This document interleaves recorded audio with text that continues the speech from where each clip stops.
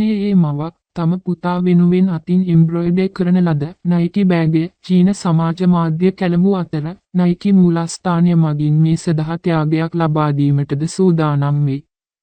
සැප්තැම්බර් 25 වන දින හොංකොංහි චීනයේ මෝනිං පෝස්ට් පුවත් වාර්තාවකට අනුව ෂැන්සි පළාතේ 23 හැවිරිදි ලියුමෝ 9 වන දින මධ්‍යම පාසලේදී භාවිතා කළ බෑගයක ඡායාරූපයක් පළ කරන ලදී. එම ඡායාරූපයේ ඇති රතු බෑගයේ මල් සහ විවිධ කොළ රටාවලින් සංකීර්ණ ලෙස එම්බ්‍රොයිඩර් කරන ලද ලස්සන නයිකි ලාංඡනයක් මසානිම කර ඇත.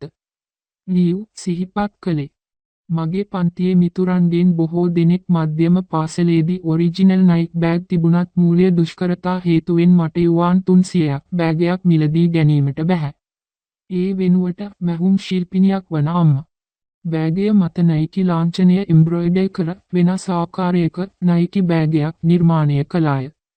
තවදුරටත් මෙසේ පැවසූ පුතා මම පොඩි කාලයේ ඉඳලම මගේ අම්මා මගේ ඇඳුම් සියල්ලම සෑදුවා. මේ ලස්සන ලාංඡනය ගැන මම ගොඩක් ආඩම්බරයි.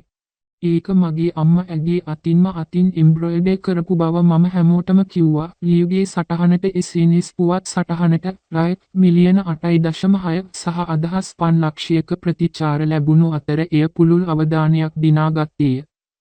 නයිකි නිල චීන ගිණුම පසුව ලියුගේ සටහනට අදහසක් තැබිය.